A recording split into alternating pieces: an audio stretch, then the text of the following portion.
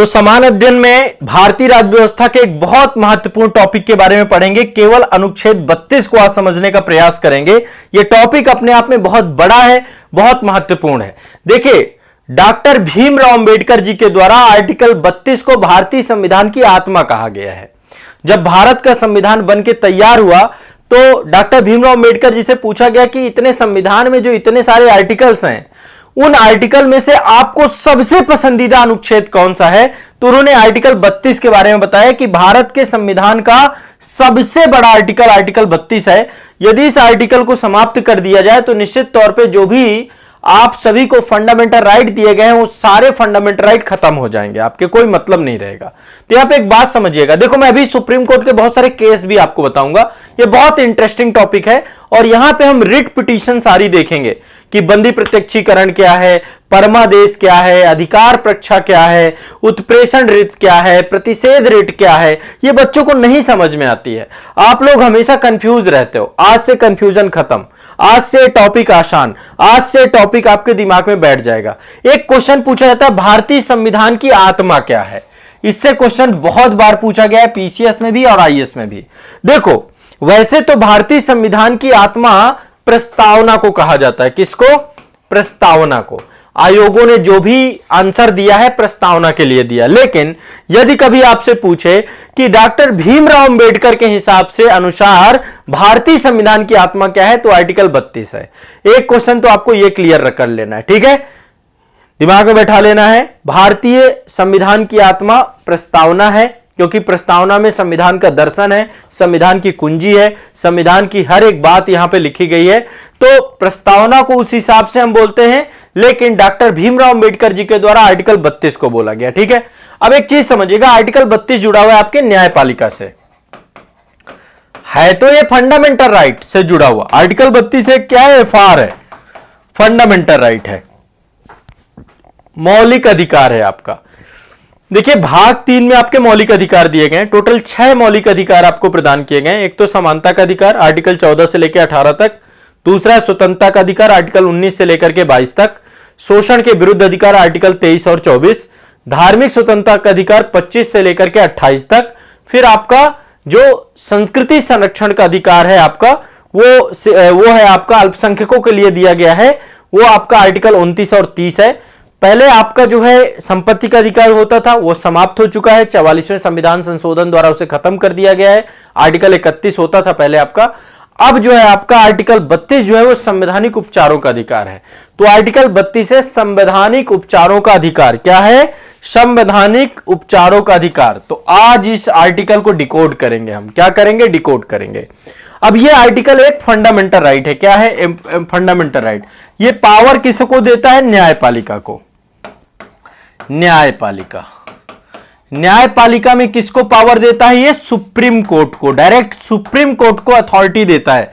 क्या अथॉरिटी देता है? कि जो फंडामेंटल राइट है आपके, है ना, चाहे वो समानता का अधिकार हो, चाहे वो स्वतंत्रता का अधिकार हो, चाहे वो आपका शोषण के विरुद्ध अधिकार हो, चाहे वो धार्मिक स्वतंत्रता का अधिकार हो, चाहे वो आपका शिक्षा एवं संस्कृति के संरक्षण का अधिकार हो, इन सभी अधिकारों को प्रोटेक्ट किसके तहत किया जाएगा? आर्टिकल 32 के तहत। और आप सीधा, यदि आपके किसी भी फंडामेंटल राइट का वायलेशन होता है तो आप सीधा सुप्रीम कोर्ट जा सकते हैं आर्टिकल 32 के तहत। तो देखिए, भारतीय लोकतंत्र में न्यायपालिका का मजबूत होना सबसे महत्वपूर्ण है, क्योंकि न्यायपालिका न केवल सरकारी अधिकारियों को, बल्कि सरकारी अधिकारी यदि मनमाने ढंग से अपनी शक्ति का प्रयोग करेंगे तो उस पर अंकुश कौन लगाएगा? न्यायपालिका लगाएगी। तो न्यायपालिका सरकारी अधिकारियों को अपनी शक्ति के प्रयोग को मनमाने ढंग से समाप्त करने का प्रयास करती है, और बल्कि नागरिकों के अधिकारों का भी संरक्षण करती है। भारतीय संविधान की गार्जियन है सुप्रीम कोर्ट।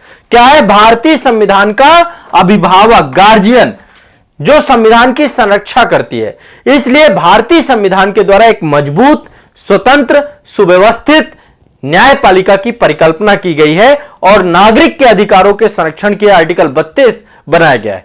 तो आर्टिकल 32 देखिए, क्या है? आपका एक फंडामेंटल राइट है। कैसा फंडामेंटल राइट है? आपके अधिकारों को संरक्षित करने का फंडामेंटल राइट है, आपके मौलिक अधिकारों को संरक्षित करने का फंडामेंटल राइट है आर्टिकल 32।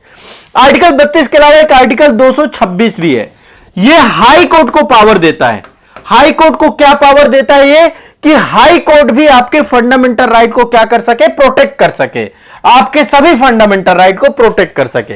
तो आर्टिकल 32 के तहत सुप्रीम कोर्ट और आर्टिकल 226 के तहत हाई कोर्ट आपके फंडामेंटल राइट को क्या करता है? संरक्षित करता है। क्या करता है? संरक्षित करता है। ठीक, कुछ समझ में आ रहा है? सभी को ध्यान से समझना, बहुत इंपॉर्टेंट है आप सभी के लिए ये टॉपिक। मोस्ट इंपॉर्टेंट टॉपिक्स में एक पढ़ा रहा हूं मैं आपको। समझ में नहीं आता बच्चों को, किसी से पूछ लो कि उत्प्रेषण रेट क्या है, नहीं बता पाएगा। प्रतिषेध रेट क्या है, नहीं बता पाएगा। 5 रेटें समझाने जा रहा हूं आपको, अभी बहुत फास्ट समझाऊंगा। तो पहले देखो, समझो संविधान के किस भाग से जुड़ा हुआ है? भाग 3 से जुड़ा हुआ है। एक मौलिक अधिकार है आर्टिकल 32। डॉक्टर भीमराव अंबेडकर ने भारतीय संविधान की आत्मा कहा है इसको। ठीक है, ये क्या है? आर्टिकल 32 संवैधानिक उपचार का अधिकार, यानी आपको जो मौलिक अधिकार दिए गए हैं, यदि आपके मौलिक अधिकारों का कोई उल्लंघन कर रहा है तो आर्टिकल 32 के तहत सुप्रीम कोर्ट और आर्टिकल 226 के तहत हाई कोर्ट के द्वारा क्या किया जाएगा? उनको प्रोटेक्ट किया जाएगा। सिंपल सी बात यह है। अब इसको लेकर के बहुत सारे सुप्रीम कोर्ट के द्वारा केस सुनाए गए, बहुत सारे निर्णय। जैसे कि एक केस था आपका फर्टिलाइजर कारपोरेशन कामगार यूनियन बनाम यूनियन ऑफ इंडिया। इस मामले के तहत सुप्रीम कोर्ट ने कहा कि यह संविधान का एक अभिन्न अंग है। मैं आपको अभी कई सारे केस बताऊंगा यहां पे, ठीक है, कि ये क्योंकि एक बेसिक स्ट्रक्चर के अंतर्गत भी आता है। ठीक है, इसकी खुद की आपकी एक प्रयोज्यता है, इसके बारे में भी पढ़ेंगे। तो रामदास अठावले केस क्या है, fertilizer corporation of India case क्या है, ऐसा आप कहीं नहीं पढ़ोगे। कहीं पे भी किसी भी बुक में इस लेवल का आपको नहीं बताया जाएगा जिस लेवल का मैं आपको ये आर्टिकल बताने जा रहा हूं। इसलिए ध्यान से सुनना है मुझे, एक एक बात मेरी इंपॉर्टेंट है और जहां पे लगता है वहां पे लिखिए, मैं आपका डाउट क्लियर कर दूंगा। ठीक है, तो भारतीय संविधान का भाग 3 है ये। ठीक है, क्या है? एक फंडामेंटल राइट है। डॉक्टर भीमराव अंबेडकर के द्वारा इसको संविधान की आत्मा के तौर पे कहा गया है। और संवैधानिक उपचार के अधिकार के अंतर्गत यदि आपके मौलिक अधिकारों को कोई भी व्यक्ति समाप्त करता है, राज्य समाप्त करता है, यदि सरकार के द्वारा आपके मौलिक अधिकारों का उल्लंघन किया जाता है, आपकी समानता के अधिकार का उल्लंघन होता है, आपकी स्वतंत्रता के अधिकार का उल्लंघन होता है, आपके शोषण के विरुद्ध अधिकार का उल्लंघन होता है, आपके धार्मिक स्वतंत्रता के अधिकार का उल्लंघन होता है, आपके शिक्षा संस्कृति के अधिकार के उल्लंघन होता है, तो आर्टिकल 32 का प्रयोग किया जा सकता है और आपके अधिकारों को संरक्षण प्रदान किया जा सकता है। यदि आर्टिकल 32 ना हो तो ये तो मात्र शब्द मात्र लिखे हुए हैं, क्योंकि इनका उपचार तो 32 के तहत ही किया जा रहा है ना। तो इसलिए ये आपका मौलिक अधिकारों का प्रवर्तन करवाने के लिए, उनका इन्फोर्समेंट कराने के लिए सर्वोच्च न्यायालय का दरवाजा कोई भी व्यक्ति खटखटा सकता है। ठीक है, तो आर्टिकल 32 आपको ध्यान रखना है क्या है। अब आर्टिकल 32 के बारे में थोड़ा सा मैं कुछ चीजें आपको बता देता हूं। सबसे पहली बात, आर्टिकल 32 में कई सारे सब क्लॉज हैं। जैसे कि आर्टिकल 32 का सब क्लॉज को लेकर के, एक मिनट, एक जरूरी फोन है, मैं अभी आपको जस्ट कॉल करता हूं। हेलो, हाँ जी सर।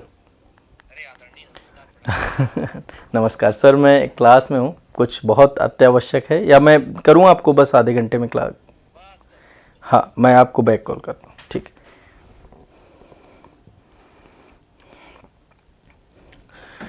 माफ़ कीजिएगा, एक ज़रूरी कॉल था, है ना, इस कारण से जो है फ़ोन उठाना पड़ा।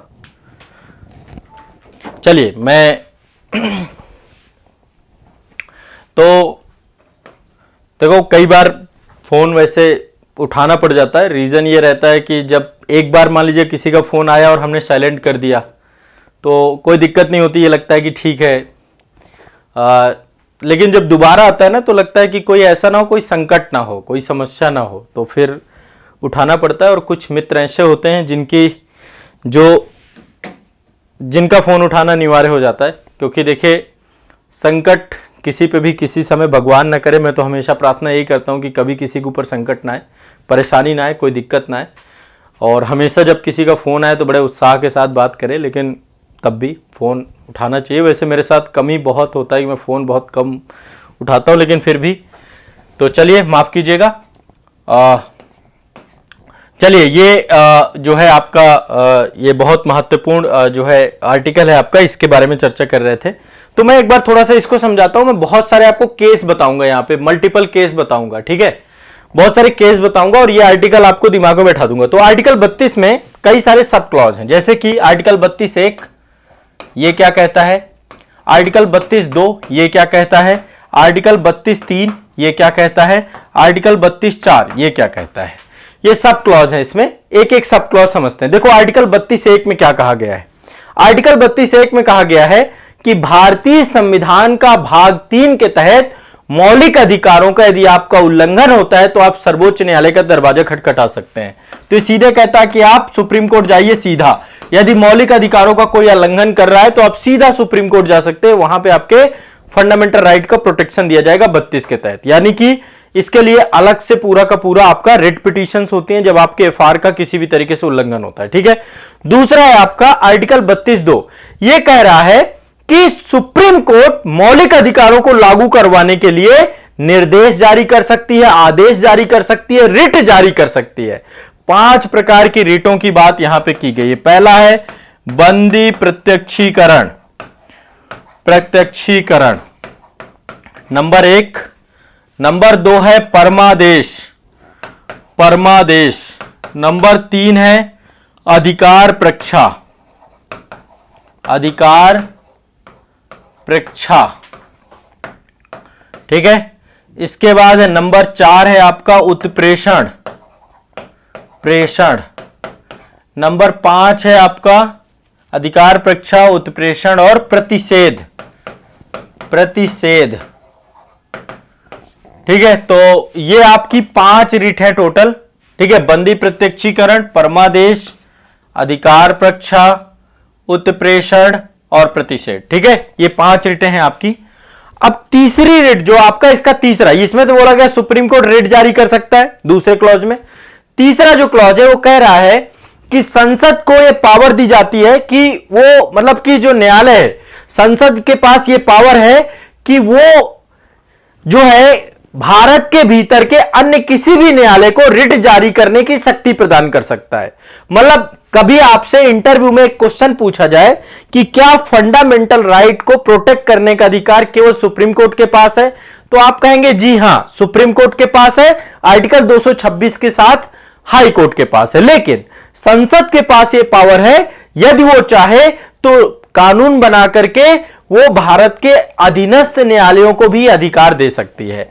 तो संसद द्वारा कानून बनाकर इस अधिकार को बढ़ा देना, ठीक है। अभी तक संसद ने ऐसा कोई कानून नहीं बनाया है, तो संसद द्वारा, ठीक है, एफआर को लागू कराने के लिए, फंडामेंटल राइट को लागू करवाने के लिए क्या कर सकती है, कानून बनाया जा सकता है। आर्टिकल 32(3) ये कहता है आपका, ठीक है। इसके बारे में चर्चा है। आर्टिकल 32(4) में क्या बोला गया है, आर्टिकल 32(4) में यह बोला गया है कि संवैधानिक उपचार के अधिकार को सस्पेंड नहीं किया जा सकता है, ठीक है।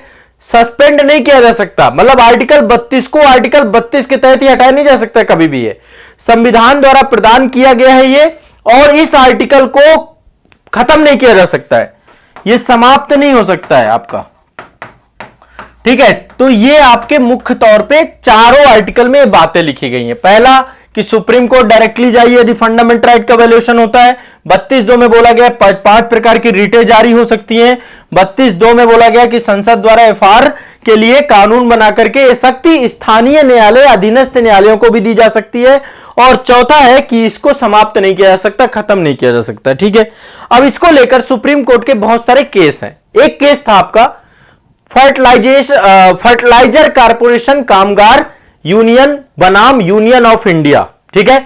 फर्टिलाइजर कारपोरेशन कामगार यूनियन बनाम यूनियन ऑफ इंडिया, ठीक है। एक केस ये है आपका। इस केस में आर्टिकल 32 के तहत सर्वोच्च न्यायालय ने कहा कि सर्वोच्च न्यायालय को प्रदान की गई संविधान के अभिन्न शक्ति है और यह संविधान की मूल संरचना है, इसको समाप्त नहीं कर सकते। संविधान का क्या है, बेसिक स्ट्रक्चर है, इसको समाप्त नहीं कर सकते। फिर इसके बाद एक केस था आपका रामदास अठावले बनाम यूनियन ऑफ इंडिया केस, ठीक है। इसमें भी यह बोला गया कि मौलिक अधिकारों के प्रवर्तन का जहां पे सवाल है तो वहां पे आर्टिकल 32 लागू होगा, बाकी किसी अन्य जगह पे लागू नहीं होगा। मतलब आर्टिकल 32 का संबंध केवल एफआर से है, फंडामेंटल राइट से है केवल इसका संबंध, अन्य किसी चीज के लिए नहीं जा सकते आर्टिकल 32 के तहत। ठीक है, रामदास अठावले बनाम यूनियन ऑफ इंडिया वाद में सुप्रीम कोर्ट ने क्या कहा कि आर्टिकल 32 उन मामलों में ही लागू होगा जहां पर जो है मौलिक अधिकारों का प्रश्न उठता है। ठीक है, एक मामला ये आया था आपका। एक मामला और आया था आपका नैनसुख दास बनाम स्टेट ऑफ उत्तर प्रदेश का मामला। ठीक है, इस मामले में बोला गया आर्टिकल 32 जो है बहुत ज्यादा संकीर्ण है, बहुत ज्यादा नैरो है, यह केवल भारतीय संविधान के भाग 3 को ही प्रदान किया गया है। मौलिक अधिकारों का उल्लंघन होगा तो 32 लगेगा, बाकी नहीं लगेगा। यह ध्यान रखना है, सुप्रीम कोर्ट जाने के लिए केवल 32 का सहारा तब आप लेंगे जब आपके मौलिक अधिकारों का प्रवर्तन हो। ठीक है, अच्छा तो यह बात भी बोली गई कि अच्छा ठीक है, क्या केवल ये राज्य के खिलाफ है, क्या केवल ये राज्य के खिलाफ है या ये निजी व्यक्ति के खिलाफ भी मिल सकता है? तो सुप्रीम कोर्ट ने कहा कि हां, ये निजी व्यक्ति के खिलाफ भी मिल सकता है। एक केस आया था आपका पीयूडीआर बनाम यूनियन ऑफ इंडिया मामला, पीयूडीआर बनाम यूनियन ऑफ इंडिया। ठीक है, यूनियन ऑफ इंडिया। तो इस केस में क्या था, इस केस में जो है यह बोला गया कि यदि निजी व्यक्तियों के खिलाफ भी यह लागू होगा, यदि निजी व्यक्ति भी, कोई प्राइवेट संस्था भी फंडामेंटल राइट का वायलेशन करती है तो उनके खिलाफ भी लागू किया जा सकता है। ठीक है, तो यह कुछ महत्वपूर्ण पक्ष है और इसको लेकर सुप्रीम कोर्ट के द्वारा बहुत सारी बातें कही गई। ठीक है, अब इसी के तरह आपका आर्टिकल 226 है। आर्टिकल 226 के तहत उच्च न्यायालयों को भी यह राइट है कि वो क्या कर सके, रिट जारी कर सके। बंदी प्रत्यक्षीकरण रिट, परमादेश रिट, जो है आपका अधिकार परीक्षा रिट, जो उत्प्रेषण रिट, कोई भी रिट है वो सारी के रिट है वो यूज कर सकते हैं। ठीक है, आपके फंडामेंटल राइट को प्रोटेक्ट करने के लिए। ठीक है, तो आर्टिकल 226 में भी आपका फंडामेंटल राइट प्रोटेक्शन हो सकता है। लेकिन देखिए आर्टिकल 26 में कोई अन्य मामले में भी आर्टिकल 26 के तहत जा सकते हैं। आर्टिकल 32 केवल फंडामेंटल राइट तक सीमित है। यहां पे ध्यान रखिएगा, आर्टिकल 226 थोड़ा सा बड़ा हो जाता है। आर्टिकल 32 और आर्टिकल 226 में जहां अंतर की बात करते हैं तो आर्टिकल 32 केवल मौलिक अधिकार, केवल मौलिक अधिकार के उल्लंघन में ही आप जा सकते हैं। मौलिक अधिकार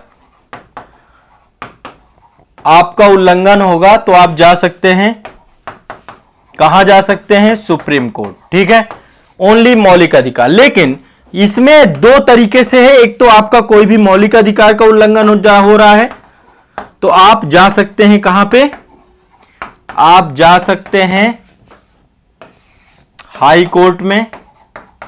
और यदि आपके किसी अन्य अधिकार, किसी विधिक अधिकार का उल्लंघन हो रहा है या कानूनी अधिकार का उल्लंघन हो रहा है तो आर्टिकल 226 के तहत आप हाई कोर्ट जा सकते हैं और इसके तहत भी रिट जारी हो सकती है। मौलिक अधिकार के लिए भी रिट जारी हो सकती है और आपका विधिक अधिकार के लिए भी रिट जारी हो सकती है। तो यह देखा जाए तो यह 226 ज्यादा ब्रॉड है आर्टिकल 32 से। ठीक है, इस बात को ध्यान में रखिएगा। मतलब ये कई बार पूछता है कि दोनों में क्या अंतर है, तो उच्च न्यायालय जो है मौलिक अधिकारों के प्रवर्तन के अंतर्गत निदेश, आदेश, निर्देश, रिट जारी कर सकती है। साथ साथ कानूनी अधिकार जो आपके हैं, लीगल राइट जो आपके हैं, उनके प्रवर्तन के लिए भी आर्टिकल 226 के तहत रिट जारी कर सकती हैं, उनके लिए भी पावर है। ठीक है, सुप्रीम कोर्ट केवल फंडामेंटल राइट के तहत। ठीक है, अब बात करते हैं रिट की। देखो 5 प्रकार की रिटें होती हैं। ये देखिए आप, संवैधानिक उपचारों का अधिकार अपने आप में कोई अधिकार ना होकर के मौलिक अधिकारों की रक्षा करता है। इसके अंतर्गत व्यक्ति मौलिक अधिकारों के हनन की अवस्था में न्यायालय की शरण ले सकता है। और डॉक्टर भीमराव अंबेडकर ने आर्टिकल 32 को संविधान की आत्मा कहा है, बताया कि इसके बिना संविधान का कोई मतलब नहीं है, यह संविधान की आत्मा और हृदय है। ठीक है, तो यह संविधान के तौर पे कहा गया है। और आर्टिकल 32 में क्या क्या चीजें हुई हैं? आर्टिकल 32 का उद्देश्य है मूल अधिकारों का संरक्षण करना, उनकी गारंटी देना, प्रभावी बनाना, सुलभ बनाना, संक्षेप उपचारों की व्यवस्था करना। इसके अंतर्गत केवल मूल अधिकारों की गारंटी दी गई है, अन्य अधिकारों की नहीं।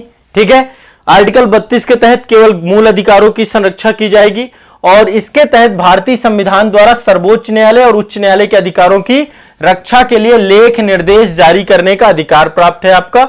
सर्वोच्च न्यायालय आर्टिकल 32 के तहत, उच्च न्यायालय आर्टिकल 226 के तहत। ठीक है, फंडामेंटल राइट को आपके प्रोटेक्ट करेगा। अब आर्टिकल 32 में बोला गया है कि अब यहां पे रिटें हैं आपकी। पहला है बंदी प्रत्यक्षीकरण रिट। कौन सी है? बंदी प्रत्यक्षीकरण। इसको हम बोलते हैं हैबियस कॉर्पस। क्या बोलते हैं? हैबियस कॉर्पस, जिसका मतलब होता है शरीर को पेश करना। बंदी प्रत्यक्ष, हैबियस कॉर्पस एक लैटिन शब्द है जिसका मतलब है शरीर को प्रत्यक्ष तौर पर पेश करना। अब देखो इसका मतलब क्या है। यह रिट, मान लीजिए किसी व्यक्ति को अवैध रूप से हिरासत में ले लिया जाता है। कई बार पुलिस क्या करती है, किसी को हिरासत में ले लेती है ना, और उसको जो है, लेकिन पुलिस को क्या करना है, आर्टिकल 22 आपको ध्यान रखना है। आर्टिकल 22 में जो है आपके क्या लिखा हुआ है, आर्टिकल 22 में लिया गया है कि यदि पुलिस के द्वारा किसी व्यक्ति को हिरासत में लिया जाता है, किसी को बंदी बनाया जाता है, तो गिरफ्तारी के 24 घंटे के भीतर यात्रा के समय को छोड़ करके मजिस्ट्रेट के सामने उसको पेश करना अनिवार्य है। ठीक है, तो यह ध्यान रखना है। लेकिन अब कई बार क्या होता है कि किसी व्यक्ति को मान लीजिए राज्य के द्वारा बंदी बना लिया गया, तो बंदी बना लेने की स्थिति में बंदी प्रत्यक्षीकरण रिट जारी की जाती है। ठीक है, गिरफ्तारी का आदेश जारी करने वाले अधिकारी को यह आदेश देता है कि बंदी व्यक्ति को न्यायाधीश के सामने उपस्थित कराए, उसकी कैद की वजह को बताए, और न्यायाधीश अगर उसके कारणों से असंतुष्ट हो जाता है तो बंदी को छोड़ने का हुक्म जारी करता है। तो कई बार पुलिस के द्वारा जो गिरफ्तारी की जाती है, यदि उस गिरफ्तारी में न्यायालय को सूचित नहीं किया जाता 24 घंटे के अंदर, उसको बंदी बना के रखा जाता है, तो ऐसे में बंदी प्रत्यक्षीकरण की रिट जारी होती है। एक चीज और ध्यान रखिएगा, बंदी प्रत्यक्षीकरण की रिट एक तो वो व्यक्ति खुद जारी कर सकता है या उसके बिहाफ में कोई दूसरा व्यक्ति जारी कर सकता है, क्योंकि आपको पता है वो तो ऑलरेडी बंदी है। तो यदि उसका वकील जारी करता है या कोई दूसरा व्यक्ति भी शिकायत कर सकता है, कोर्ट जा सकता है कि भाई बंदी बनाया गया एक व्यक्ति को, और उसको जो है, तो राज्य के द्वारा यदि किसी व्यक्ति को बंदी बनाया जाता है तो उसको जो है न्यायाधीश के द्वारा उस अधिकारी को आदेश दिया जाता है, वारंट जारी किया जाता है, रिट जारी की जाती है कि आप उस बंदी को मेरे सामने सशरीर पेश करिए। ठीक है, ध्यान में ये समझ में आया। बंदी प्रत्यक्षीकरण का मतलब है बंदी को प्रत्यक्ष मेरे सामने लाइए, सिंपल सी तौर पे। ठीक है, ये आपको ध्यान रखिएगा। तो ये एक तरीके से जो अदालत है वो हिरासत की वैधता को जो है बताती है। इसको मतलब कि ये इसके लिए एक केस आपका था शीला बरसे बनाम स्टेट ऑफ महाराष्ट्र केस, और उसमें कहा गया था कि यदि कोई व्यक्ति हिरासत में लिया गया है, अपने लिए बंदी प्रत्यक्षी की रिट की प्रार्थना करने में असमर्थ है, और तो कोई दूसरा व्यक्ति भी उसके लिए प्रार्थना कर सकता है जारी कर। शीला बरसे बनाम स्टेट ऑफ महाराष्ट्र केस। ठीक है, तो ये आपको दिमाग में बैठा लेना, बंदी प्रत्यक्षीकरण आप समझ गए होंगे। अब बहुत सारे और भी मामले हैं। ठीक है, दूसरा है परमादेश, इसको बोलते हैं मैंडमस रिट। अब मैंडमस रिट का मतलब क्या है, परमादेश का मतलब क्या है, इसको ध्यान से समझने का प्रयास करिए। मैंडमस का मतलब होता है, यह भी एक लैटिन शब्द है जिसका मतलब है हम आज्ञा देते हैं। ठीक है, कोर्ट क्या कहता है, हम आज्ञा देते हैं। ठीक है, अब आज्ञा देने की जरूरत क्या है।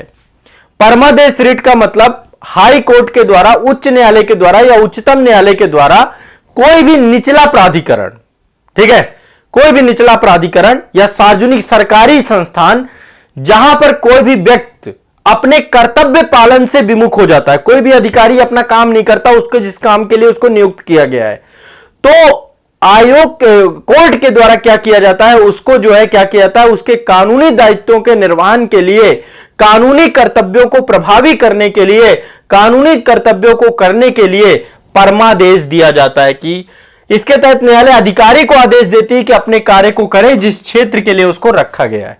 तो ये बहुत इंपॉर्टेंट रिट है, किसी भी अधिकारी के मनमानापन को यह समाप्त करने के लिए रिट रखी गई है।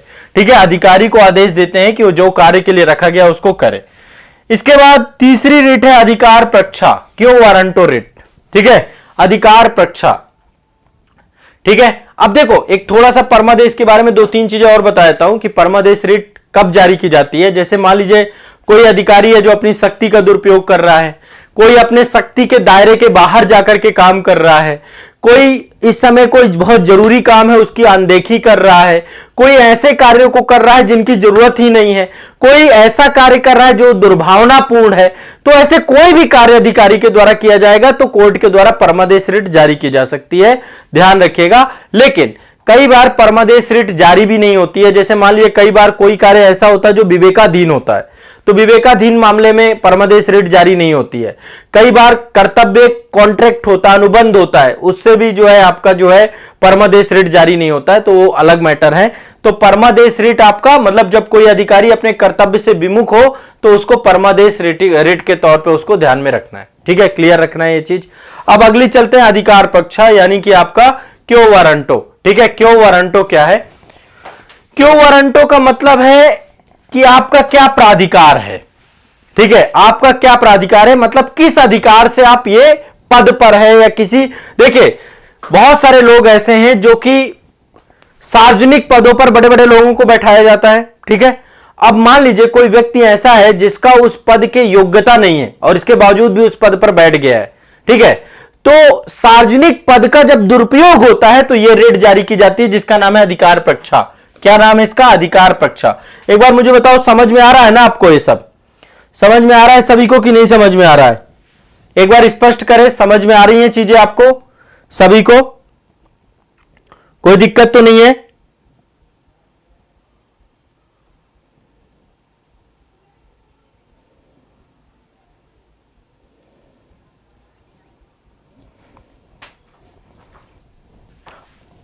चीजें समझ में आ रही है ना सभी को? तीसरी रीट है आपके अधिकार पक्षा। तो अधिकार पक्ष का मतलब क्या है कि किस अधिकार से आप पद पे है। यदि कोई सार्वजनिक पद है, सरकारी पद है, बड़ा पद है, उस पद पर यदि कोई व्यक्ति ऐसा बैठ जाता है जो उस पद के योग्य नहीं है, जिस पर उसका कोई अधिकार नहीं बनता है, तो ऐसे में कोर्ट के द्वारा एक रिट जारी की जा सकती है कि आप किस अधिकार से इस पद पर बैठ गए हैं। ठीक है, तो यह रिट आपका कि आप सार्वजनिक पद पर किस अधिकार से बैठ गए हैं, क्या अधिकार है आपका इस पर बैठने का, तो अधिकार पक्षा रिट आपकी है। ठीक है, तो यह भी ध्यान रखिएगा। और इसमें जो है संवैधानिक उपचारों को निलंबित नहीं किया जाता है। इसको लागू करने के लिए संसद के द्वारा अधिनियम बनाया गया है। आपातकालीन स्थिति में भी अध्यादेश अधिनियम के द्वारा भारत के किसी प्रदेश या आवश्यकता अनुसार सभी मौलिक, ठीक है, तो ये आपका हो गया, ये आपका हो गया क्या? अधिकार पक्षा। अधिकार पक्षा का मतलब क्या है कि कोई भी व्यक्ति यदि किसी भी सार्वजनिक पद पर बैठ जाता है और उस पद का दुरुपयोग करता है, उस पद पर उसका अधिकार नहीं होता, तो कोर्ट उससे पूछ सकता है कि भैया किस अधिकार पे आप यहां बैठ गए हैं, उसको हटा सकता है वह। ठीक है, तो अधिकार पक्षा रिट हो गई। अब देखो दो रिटें और हैं, एक है आपकी प्रतिषेध और दूसरा है आपका उत्प्रेषण। ये दो रिटें नहीं समझ में आती बच्चों को, ध्यान रखिएगा। तीन रिटें तो आपकी ये हो गई और मुझे लगता है ये बड़े आसानी से समझ में आ जाता है बच्चों को, लेकिन बच्चों को जो समझ में नहीं आता है वो ये समझ में आता है कि भाई प्रतिषेध क्या है और उत्प्रेषण क्या है। ध्यान में रखिएगा, ये दोनों न्यायालय के लिए हैं। सबसे पहले ये दोनों रिट न्यायालय के लिए जारी करता है, न्यायालय के लिए जारी करता है। ठीक है, सबसे पहले ये ध्यान रखिएगा, न्यायालय के लिए जारी करता है। ठीक है, तो ये न्यायालय द्वारा न्यायालय के लिए जारी की जाने वाली आपकी रिट है। कौन सी रिट? कौन सी रिट है आपकी? ये प्रतिषेध और उत्प्रेषण, प्रतिषेध और उत्प्रेषण, ये दोनों। ठीक है, एक आपकी सर्टियोररी है और दूसरा आपका प्रोहिबिशन है। ये दो रिटें हैं, प्रोहिबिशन मतलब प्रतिषेध और आपकी जो दूसरी है सर्टियोररी, ये है आपका उत्प्रेषण। तो न्यायालय के द्वारा न्यायालय को जारी किया जाता है। अब देखो दो मामले हो सकते हैं, मान लीजिए कोई केस है, मान लीजिए कोई केस है, कोई वाद है, कोई वाद है। इस वाद पर मान लीजिए अधीनस्थ न्यायालय के द्वारा कोई जो है फैसला सुनाया जा रहा है। अधीनस्थ न्यायालय के द्वारा अपने अधिकार क्षेत्र से बाहर जाकर के, अधिकार क्षेत्र के बाहर जाकर के इस केस की सुनवाई की जा रही है। एक तो हो सकता है कि उस केस की सुनवाई हो रही हो, दूसरा क्या हो सकता है कि वो केस पे निर्णय आ चुका हो। ये दो कंडीशन हो सकती हैं। पहला हो सकता है कि केस में अभी सुनवाई चल रही है, ट्रायल पे है केस। ठीक है, दूसरा हो सकता है कि उस पर डिसीजन आ चुका हो, निर्णय आ चुका हो। तो अब ये चूंकि अधिकार क्षेत्र के बाहर का मामला है, ठीक है, निचली अदालत के द्वारा गलत तरीके से किसी आदेश को जो है सुना जा रहा है। ठीक है, तो अब यहां पे ध्यान रखिएगा कि हाई कोर्ट के पास जब कभी ऐसी बात जाती है तो हाई कोर्ट क्या करेगा कि यदि सुनवाई चल रही है, अभी कोर्ट का निर्णय नहीं आया, सुनवाई चल रही है, तो प्रतिषेध रिट के द्वारा प्रतिषेध रिट यहां पर जारी की जाएगी, आपकी प्रतिषेध रिट यहां पे जारी की जाएगी और प्रतिषेध रिट जारी करके पूरे मामले को अपने पास बुला लिया जाएगा। हाई कोर्ट अपने पास उस मामले को बुला लेगा। ठीक है, जब सुनवाई चल रही हो, जब निर्णय नहीं आया हो, तब प्रतिषेध रिट होगी।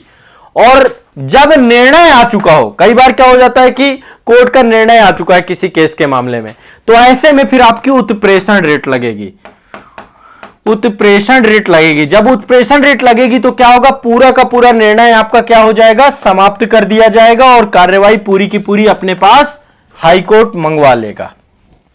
समझ पा रहे हो मेरी बात को? यदि सुनवाई चल रही है तो क्या होगा, सुनवाई चल रही है तो आपका प्रतिषेध रेट होगी और यदि निर्णय आ चुका होगा तो उत्प्रेषण रेट होगी। बहुत सिंपल सा मामला है। तो निचली अदालत के द्वारा अपने अधिकार क्षेत्र से बाहर जाकर के किसी आदेश को सुना जाता है, तो आदेश को रद्द करने के लिए उत्प्रेषण रेट लाई जाती है, आदेश को खत्म करने के लिए। और यदि मामला चल रहा है तो उसको रुकने के लिए प्रतिषेध रिट या निषेध रिट लाई जाती है। ठीक है, अब इसी मुद्दे को यहां पे देख लीजिए, यहां पे मैं आपको और समझा देता हूं। बहुत सिंपल सा है मामला। तो पहली बात, ये दोनों रिट है, प्रतिषेध रिट और उत्प्रेषण रिट किससे जुड़ी हुई है, न्यायालय से। ठीक है, तो यह प्रतिषेध रिट किस लिए लाई जाती है कि किसी भी न्यायिक या अर्धन्यायिक संस्था के विरुद्ध जारी की जाती है। न्यायालय के न्यायिक या अर्धन्यायिक संस्था अपने अधिकार क्षेत्र से बाहर निकल के कार्य करने को रोकती है। यदि वो अपने अधिकार क्षेत्र से बाहर काम करता है तो प्रतिषेध रिट का मुख्य उद्देश्य होता है कि अधीनस्थ न्यायालय को अपनी अधिकारिता व अतिक्रमण करने से रोकना। ठीक है, जो उसके नीचे का न्यायालय है वो अपने ऐसा ना करे कि अधिकारिता के बाहर जाके काम करे, उसको रोकना है। विधायिका, कार्यपालिका या निजी व्यक्ति या निजी संस्था के खिलाफ इसका प्रयोग नहीं होता, केवल और केवल किसके खिलाफ होता है, न्यायालय के खिलाफ। ठीक है, दूसरा उत्प्रेषण रेट, तो ये मैंने आपको बताया कि यदि किसी मामले की जो है क्या हो गया हो, कोई मामले का आदेश आ चुका हो, निर्णय आ चुका हो, तो उसके तहत उत्प्रेषण रेट जारी करके उसको रद्द कर दिया जाता है। तो अंतर क्या है, प्रतिषेध रेट तब जारी की जाती है जब कार्रवाई चल रही हो। ठीक है, कार्रवाई को रोकने का उद्देश्य होता है, और उत्प्रेषण रेट तब जारी की जाती है जब निर्णय आ चुका हो, निर्णय को समाप्त करने के उद्देश्य से जारी की जा सकती है। ये आपकी पांच रिटें हो गई जो कि सुप्रीम कोर्ट के द्वारा, हाई कोर्ट के द्वारा आपके संविधान के क्या किया जाता है, आपके जो है अधिकारों को संरक्षित करने के लिए क्या किया जाता है, इनको जारी किया जाता है। ठीक है, तो ये आपकी रिट पिटीशन हो गई। 5 बंदी प्रत्यक्षीकरण, सशरीर बुलाना। ठीक है, बंदी को प्रत्यक्ष कराना। परमादेश का मतलब कि कोई भी अधिकारी अपने कार्य को ना करे, अधिकार क्षेत्र के अंतर जो ना हो। अधिकार परीक्षा का मतलब जो किसी पद पर, सार्वजनिक पद पर आ चुका हो, तो उससे पूछना कि भाई आप किस अधिकार से आए हैं, किस प्राधिकार से आए हैं। प्रतिषेध का मतलब जब सुनवाई चल रही हो, उत्प्रेषण का मतलब जब निर्णय आ चुका हो। तो इन दोनों को समाप्त करने के लिए, रोकने के लिए जो है आपकी ये अलग अलग रिटें लाई जाती हैं। निश्चित तौर पे टॉपिक समझ में आ गया होगा, आपको समझ में आ गया होगा। समझ में आ गया कि नहीं आ गया, बताओ। बहुत सिंपल सा है टॉपिक। आर्टिकल 32 के तहत ये 5 रिटें जारी होती हैं। आर्टिकल 32 निश्चित तौर पे समझ में आपको आ गया होगा। इन्हीं के तहत आपके सुप्रीम कोर्ट के द्वारा रिट जारी की जाती हैं। ठीक है, और आर्टिकल 226 देखो, आर्टिकल 32 फंडामेंटल राइट है और आर्टिकल 226 संवैधानिक अधिकार है, मतलब संविधान में उल्लेख किया गया है पर मौलिक अधिकार नहीं है। आर्टिकल 226 के तहत भी रिट जारी करने का अधिकार तो है ही है ना। एक चीज और ध्यान रखिएगा, आर्टिकल 32 को आपातकाल की जब घोषणा होगी तो इसको निलंबित किया जा सकता है, समाप्त किया जा सकता है, लेकिन बंदी प्रत्यक्षीकरण की रिट कभी भी आ सकती है। ठीक है, वो रिट को आपातकाल के दौरान भी जारी किया जा सकता है। ठीक है, लेकिन अब यहां पे 2 चीज समझिएगा, यहां पे थोड़ा एक अंतर भी आपको समझाता हूं। बेसिक यूपीएससी में थोड़ा सा पूछ लेता है कई बार।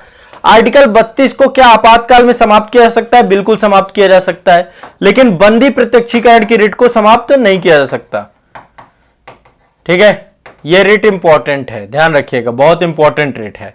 इसके बाद आर्टिकल 226 की जो आपका आर्टिकल है, यह क्या आपातकाल में समाप्त होगा? नहीं होगा, यह नहीं समाप्त होगा आपातकाल में, ध्यान रखिएगा। फंडामेंटल राइट समाप्त हो सकते हैं, आर्टिकल 226 आपातकाल के समय समाप्त नहीं किया जा सकता है। आर्टिकल 32 का दायरा सीमित है, आर्टिकल 226 का दायरा व्यापक है। आर्टिकल 226 फंडामेंटल राइट प्रोटेक्शन के साथ साथ आपके कानूनी अधिकारों के उल्लंघन के मामले में भी रिट जारी करने की शक्ति देती है। ठीक है, यह आपको दिमाग में बैठाना है। क्लियर है, स्पष्ट है। और आर्टिकल 32 वहां लागू होगा जो सर्वोच्च न्यायालय का अधिकार क्षेत्र होगा। आर्टिकल जो है आपका 226 वहां पे लागू होगा जहां पे उच्च न्यायालयों के पास अधिकार क्षेत्र है। ठीक, तो ये आपको ध्यान में रखना है। तो ये आपके बेसिक अंतर थे आपके इसके बारे में, और ये आपका पूरा का पूरा टॉपिक था। तो आज के लिए ये टॉपिक ही रखेंगे, बाकी आगे फिर मैं और बहुत सारे टॉपिक लेकर आऊंगा। एक बार मुझे बताइए कि आपको समझ में आया आर्टिकल 32? ठीक है, भारतीय संविधान की आत्मा डॉक्टर भीमराव अंबेडकर जी के हिसाब से।